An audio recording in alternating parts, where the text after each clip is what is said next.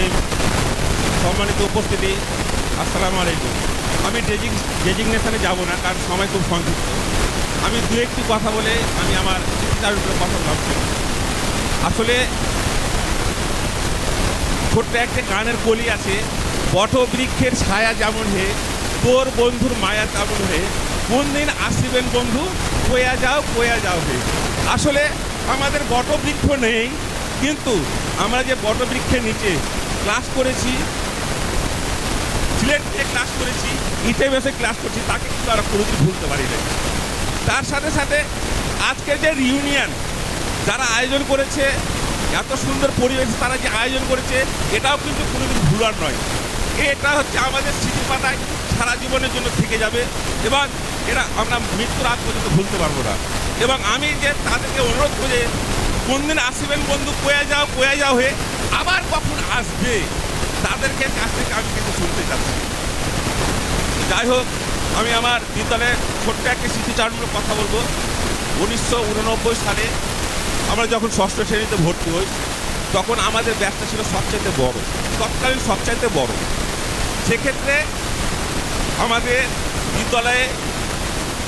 বিদ্যালয় কর্তৃপক্ষ নবীনবরণ অনুষ্ঠানের আয়োজন করেছে প্রথম, এবং অদ্যাবধি আমি কর্মরত আছি ওই বিদ্যালয়ে, এবং অদ্যাবধি আমরা সেই থেকেই নবীনবরণ বিদায় অনুষ্ঠানের সাথে সাথে আমরা নবীনবরণ অনুষ্ঠান করে থাকি। এটা হচ্ছে আমাদের এত একটা বিরাট স্মৃতি। এবং বিদ্যালয়ের যে পোশাক, আমরা আগে এলোমেলো পোশাক, ইভেন্ট আমাদের মতো ছেলেরা লুঙ্গি পরে স্কুলে আসতো। আমাদের সময় থেকে আমরা একটা বিদ্যালয়ের পোশাকের ব্যাপারে কিন্তু বিশেষ কিছু একটা ভূমিকা রেখেছিলাম, যারা আমরা বিদ্যালয়ের পোশাক করতে সক্ষম হয়েছিলাম।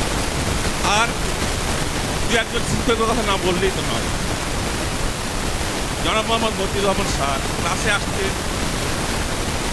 তার একটা ডায়লগ ছিল, ক্ষেতের দা গ্রেড।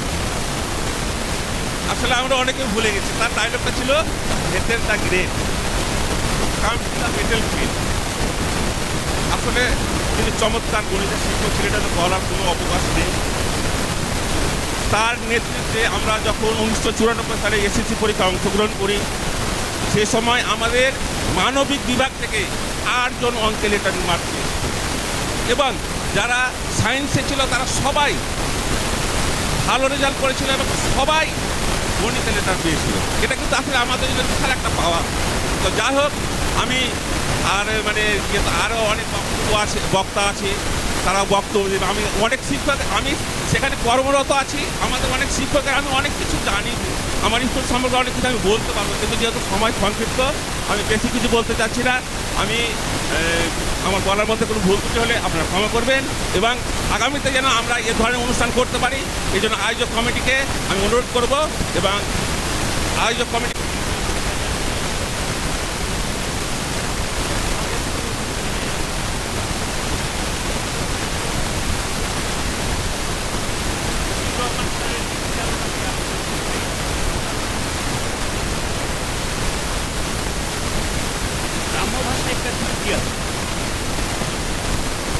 সেটা হলো, হেজি মরদ, তোমার ফোনটা বেটা বলে মরে গেছে।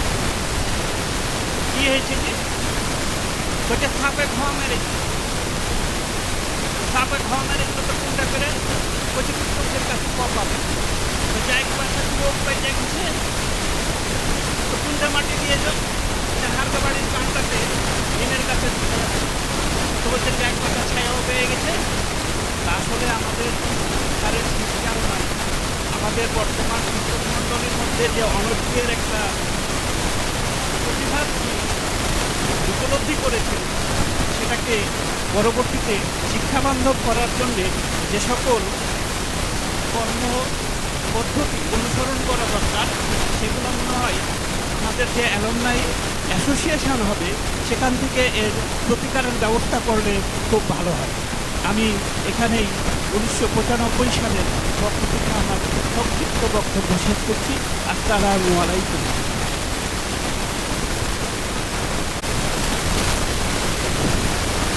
প্রজাতি সবজা পাইলট উচ্চ বিদ্যালয়ের ইউনিয়নের আয়োজককে ধন্যবাদ জানাই। ভারতীয় আইন 1936 আমি 93 সালের পক্ষ থেকে একটা স্মৃতিচারণ উপস্থাপন করি। এটা হলো সকল শিক্ষকেরই কিছু না কিছু মনে আসে, তার মধ্যে আমার যে একটা কথা বলতে চাই, ক্লাস 7-এ যখন আমরা পড়ি, টিফিন পিরিয়ড পর ক্লাসে যখন স্যার আসে, সেই স্যার আমার সামনে উপস্থিত আছে সম্ভবত গুরু স্যার। তিনি এসে প্রথমেই বলছে, আমরা একটু হয়তো বেয়াদবি করছিলাম, উনি এসে বলে তোদের মার খাওয়ার স্বাদ আছে রে। তো ফার্স্ট বেঞ্চে আমি ছিলাম, আমার সঙ্গে আরও কিছু আমার বন্ধু বান্ধব ছিল। তো বলছে তোদের মার খাওয়ার স্বাদ আছে রে। আমি বলছি একটু কি বলবো, কটকটি করেই হয়ে গেছে বলা। আর স্বাদ মানে কি এই বলাও শেষ। আর সেই সময় নাজির ভাই ছিল, নাজির লাঠি নিয়ে আয়। সেই লাঠি নিয়ে এসে ও সামনের বেঞ্চে যতগুলো ছিল একাধারে মাঠ, সেই মাঠটা এখনও আমার স্মরণে পড়ে। অনেক বড় লাঠি, সেই সার মাসে স্মরণে আছে। যাই হোক, সারদের যে সারগুলো আমাদের প্রয়াত হয়েছে সকল যেন জান্নাতবাসী হয়, এবং এমনভাবে যদি 5 বছর পর পর যদি আমাদের এমন মিলন মেলা হয় তাহলে অনেক ভালো হয়। এই মিলন মেলার আয়োজক যারা আছে তাদেরকে পরবর্তীতে এমন উদ্যোগ নিলে অনেক খুশি হব। রহমানির রহিম, আসসালামু আলাইকুম, সবাইকে ঈদ মোবারক। জানি আজকে প্রথম রিইউনিয়ন আয়োজন হয়েছে বজ্রাদেশ সবজা পাইলট উচ্চ বিদ্যালয় থেকে। তো আমরা সত্যি খুব গর্বিত যে স্কুল থেকে আমার বাবা মা, আমার আত্মীয় স্বজন অনেকে এই স্কুল থেকে মানে পড়ালেখা করে পার হয়ে গেছে। সেই স্কুল আমি একজন শিক্ষার্থী এবং আমিও কিছুদিন পরে স্কুল থেকে বিদায় নিব। তো আমি রিইউনিয়ন উপলক্ষে আমার নিজের লেখা একটা কবিতা আপনাদের সামনে তুলে ধরছি। কবিতার নাম হৃদয়ের বন্ধন, লেখা আমি নিজে মোসাম্মদ কামরুন নাহার। বন্ধুত্বের বন্ধন কোনোদিন শেষ হওয়ার নয়। প্রাণের স্পন্দন ফুরিয়ে গেলেও বন্ধুত্বের স্মৃতি চিরকাল স্মৃতির পাতায় রয়ে যায়। প্রিয় সহপাঠী এবং কাছের জনের সাথে দেখা কিংবা কথা হয় না শুধুই সময়ের নিষ্ঠুরতার জন্য। রিইউনিয়নের মাধ্যমে ফিরে পাবো আমাদের সে হারানো অতীত। হৃদয়ের বন্ধন আবারও আসবে ফিরে, সার্থকভাবে রিইউনিয়নের আয়োজন সফল হলে। ধন্যবাদ সবাইকে।